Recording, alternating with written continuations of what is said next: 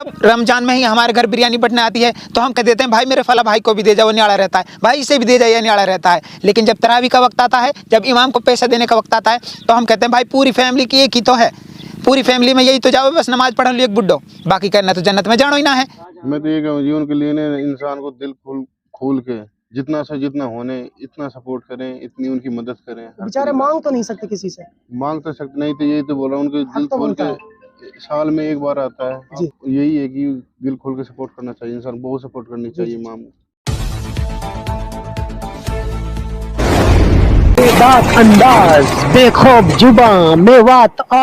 अस्सलाम वालेकुम हजरात, जैसा कि आप सभी को पता है रमज़ान का मुक़द्दस महीना चल रहा है और इस महीने में हम मुसलमान क्या करते हैं, इबादत करते हैं, खैरात करते हैं, ज़कात देते हैं, फ़ितरा देते हैं और कुरान शरीफ की तिलावत करते हैं। अपने बच्चों से भी कुरान शरीफ की तिलावत कराते हैं और हमारे बच्चों को कुरान शरीफ सिखाता कौन है? मस्जिद का इमाम। मस्जिद का इमाम कुरान शरीफ सिखाने के साथ साथ ही हमें 5 वक्त की नमाज भी पढ़ाता है और ये ड्यूटी वो 5 वक्त फिक्स टाइम पे देता है। कभी कभार ही शायद वो लेट होता हो, चाहे बारिश हो, गर्मी हो, बरसात हो, पूरी साल कंटिन्यू अपनी ड्यूटी देता है। साल में एक बार जब तरावी विदा करते हैं, बस कुछ चंद पैसे, हद से हद ये पैसे हो जाते हैं 40,000, 30,000, 45,000, बस इतने ही। हिसाब लगा कर देखा जाए तो उसकी महीने की सैलरी 3,000 रुपये के समथिंग है और 3,000 रुपये में क्या किसी का महीने भर का खर्चा चल सकता है? मेरे हिसाब से तो नहीं चल सकता। और वो भी उस बंदे का जिसको 24 घंटे में 5 वक्त की ड्यूटी देनी ही देनी है, वो भी फिक्स टाइम पे। ना वो कहीं रिश्तेदारी में जा सकता है, ना वो किसी बीमार को देखने के लिए जा सकता है, वो अपना कुछ भी काम नहीं कर सकता। हालांकि नमाज हम सब पढ़ते हैं, वो भी कहीं ना कहीं पढ़ेगा ही, लेकिन इमाम बेचारे इतनी मेहनत करते हैं और साल में जब उनको एक बार पैसे देने का वक्त आता है तो हम बहुत ज़्यादा आनाकानी करते हैं। मेरी आप सबसे यही अपील है, यही गुजारिश है, इमामों को ज़्यादा से ज़्यादा दें, क्योंकि वो हमें दीन सिखाते हैं, हमारे बच्चों को दीन सिखाते हैं। आपके बच्चे जब दुनिया की पढ़ाई करते हैं, हिंदी पढ़ते हैं, इंग्लिश पढ़ते हैं या कोई भी लैंग्वेज में पढ़ते हैं, तो हम उस पर बहुत ज़्यादा खर्च करते हैं। इतना ज़्यादा खर्च हम दीन की पढ़ाई पर नहीं करते। मैं ये तो नहीं कहता कि आप दुनिया की पढ़ाई के बराबर ही खर्च करो, पर कुछ हद तक तो इतना खर्च करो कि ये जो पढ़ाई हमें इमाम पढ़ा रहे हैं, जो हमारे मरने के बाद भी हमारे काम आएगी, उसके लिए हम इमामों को कुछ तो दें। मैं ये तो नहीं कहता कि हम दुनिया की पढ़ाई के बराबर ही इमामों को पैसा दें, पर कुछ इतना तो दें जिससे इमाम अपना अच्छे से गुजारा कर सकें। इमाम हमें दीन की पढ़ाई पढ़ाते हैं जो जिंदा रहने पर भी और मरने के बाद भी हमारे काम आएगी।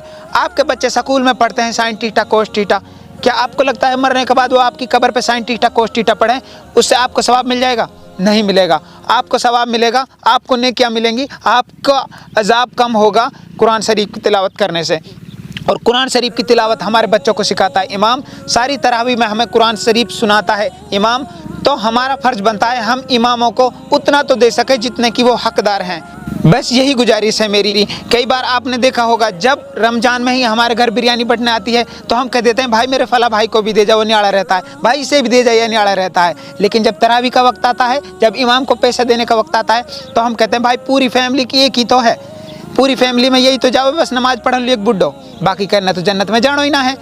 अरे भाई इमाम तो आपको पूरी कुरान सुना रहा है, वहाँ के पीछे चाहे 50 आदमी खड़े हो जाओ आपकी फैमिली में से, चाहे 200 आदमी खड़े हो जाओ, वो मना तो ना कर रहा आपने, तो आप सबका हक बनता है इमाम को अच्छे से विदा करें। बस यही मेरी अपील थी। हमारी बात सुनने के लिए शुक्रिया। खुदा हाफिज। अस्सलाम वालेकुम।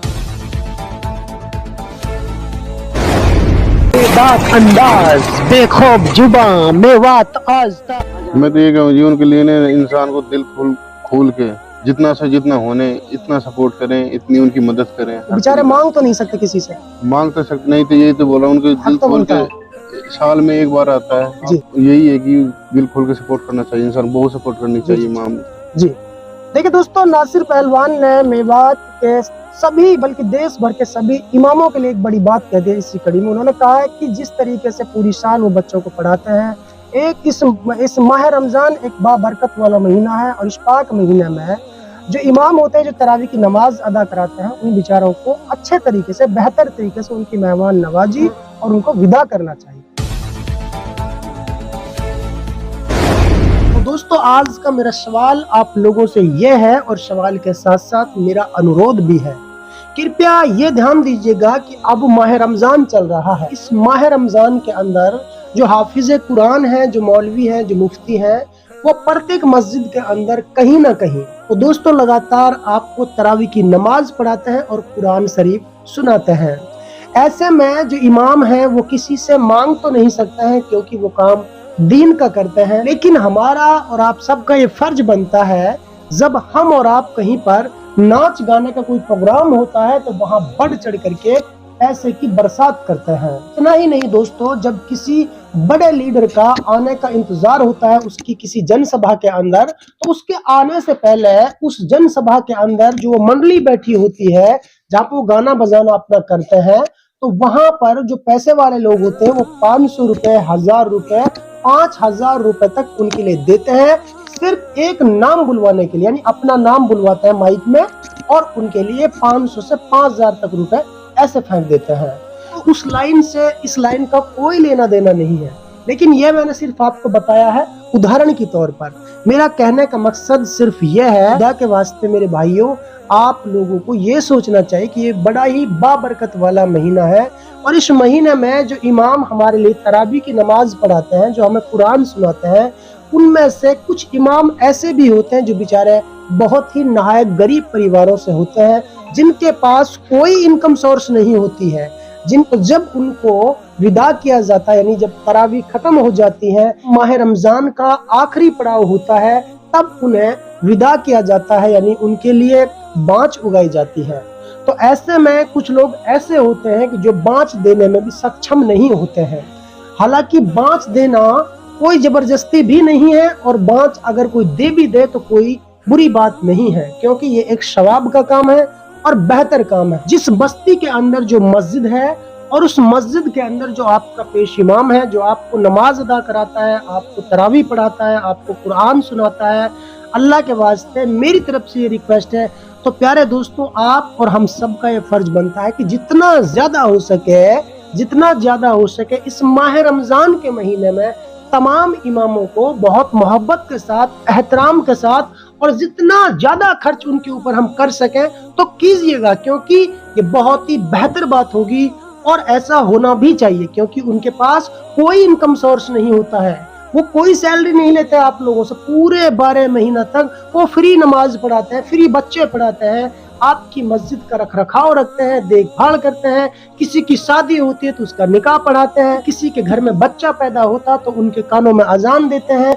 और भी बहुत सारी चीजें वो ऐसी करते हैं जिससे बस्ती वाले लोगों को फायदा होता है। देखिए पूरे साल में 12 महीने होते हैं, जिनमें से 11 महीने के अंदर आप लोग अपनी मर्जी से सब कुछ खर्च करते हैं, लेकिन ये जो महीना होता है ये बाबरकत वाला महीना होता है, ये माह रमजान का महीना है। इसमें अगर आप अल्लाह के रास्ते में या किसी गरीब के लिए या किसी अपने इमाम के लिए अगर खर्च करोगे, इंशाल्लाह ताला आप 1 रुपया खर्च करोगे तो अल्लाह के दरबार में उसके बदले आपको कल कयामत के दिन ढेर सारी नेकियां जमा मिलेंगी, जो आपको जहन्नुम की आग से बचाने की कोशिश करेंगी। तो प्यारे दोस्तों, मैं आशा और उम्मीद करता हूँ कि इस बार हर बस्ती वाले, हर एक मस्जिद के अंदर, हर एक पेश इमाम को जो आपको नमाज अदा कराता है, कुरान सुनाता है, आप इनकी कदर करें और इनके लिए जितना ज्यादा हो सके जो कमेटी है प्रत्येक गांव के अंदर जो बाँच उगाते हैं, उनसे मेरी निवेदन है कि आप गुमनाम बात करने की कोशिश ना करें, दिल खोलकर इमामों के लिए दीजिएगा और इनको खुश करके भेजिएगा। दोस्तों सबसे पहले हमारी खबर देखने के लिए सब्सक्राइब कीजिए मेवात आज तक चैनल को और साथ में दबाइए बेल आइकन घंटी।